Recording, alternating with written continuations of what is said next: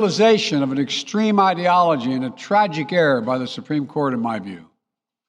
The court has done what it has never done before, expressly take away a constitutional right that is so fundamental to so many Americans that had already been recognized. The court's decision to do so will have real and immediate consequences.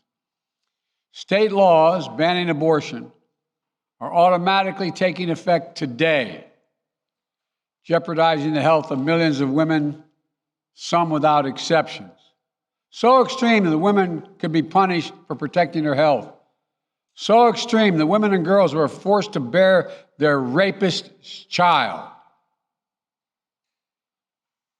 For the child, a consequence. It just stuns me. So extreme that doctors will be criminalized for fulfilling their duty to care. Imagine having a young woman have to carry the child of incest as a consequence of incest. No option. Too often the case. The poor women are going to be hit the hardest. It's cruel.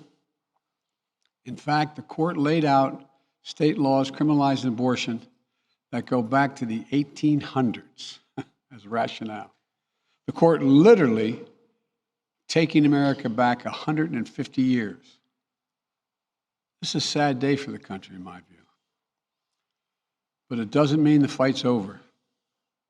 Let me be very clear and unambiguous. The only way we can secure a woman's right to choose, the balance that existed, is for Congress to restore the protections of Roe v. Wade as federal law. No executive action from the president can do that. And if Congress, as it appears, lacks the votes to do that now, voters need to make their voices heard. This fall, we must elect more senators and representatives who will codify women's right to choose into federal law once again. Elect more state leaders to protect this right at the local level. We need to restore the protections of Roe as law of the land. We need to elect officials who will do that. This fall, Roe is on the ballot. Personal freedoms are on the ballot. The right to privacy, liberty, equality, they're all on the ballot. Until then, I will do all of my power to protect a woman's right in states where they will face the consequences of today's decision. While the court's decision cast a dark shadow over a large swath of the land, many states in this country still recognize a woman's right to choose.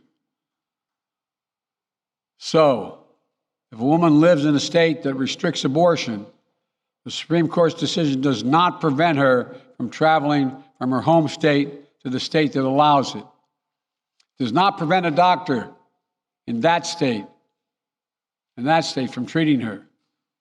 As the Attorney General has made clear, women must remain free to travel safely to another state to seek care they need. My administration will defend that bedrock right.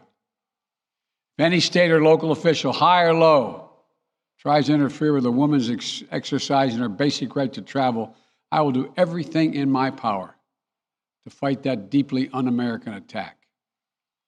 My administration will also protect a woman's access to medications that are approved by the Food and Drug Administration, the FDA, like contraception, which is essential for preventative health care, mifepristone, which the FDA approved 20 years ago to safely end early pregnancies and is commonly used to treat miscarriages.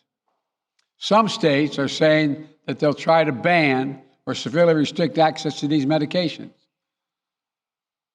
But extremist governors and state legislators are looking to block the mail or search a person's medicine cabinet or control a woman's actions by tracking data on her apps she uses are wrong and extreme and out of touch with the majority of Americans.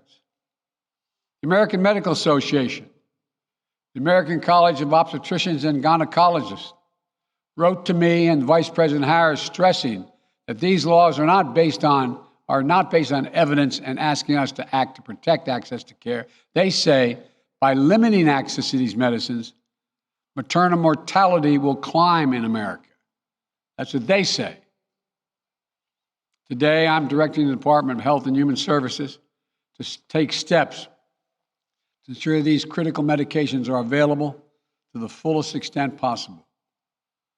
And the politicians cannot interfere in the decisions that should be made between a woman and her doctor. And my administration will remain vigilant as the implications of this decision play out. I've warned about how this decision risks the broader right to privacy for everyone.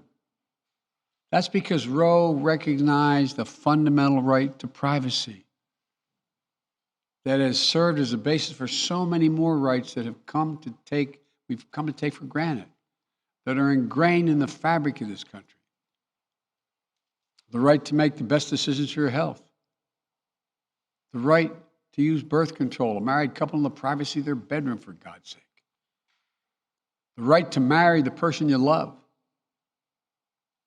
Justice Thomas said as much today. He explicitly called to reconsider the right of marriage equality, the right of couples to make their choices on contraception. This extreme and dangerous path the court is now taking us on. Let me close with 2 points. First, I call on everyone, no matter how deeply they care about this decision, to keep all protests peaceful. Peaceful, peaceful, peaceful. No intimidation. Violence is never acceptable. Threats and intimidation are not speech. We must stand against violence in any form, regardless of your rationale. Second, I know so many of us are frustrated and disillusioned that the court has taken something away that's so fundamental. I know so many women are now going to face incredibly difficult situations. I hear you. I support you. I stand with you. The consequences and the consensus of the American people, core principles of equality, liberty, dignity, and the stability of the rule of law demand that Roe should not have been overturned. With this decision, the conservative majority of the Supreme Court shows how extreme it is, how far removed they are from the majority of this country. They've made the United States an outlier among developed nations in the world. But this decision must not be the final word. My administration will use all of its appropriate lawful powers, but Congress must act. And with your vote, you can act. You can have the final word. This is not over. Thank you very much. More to say this in weeks to come. Thank you. Mr. President, do you still have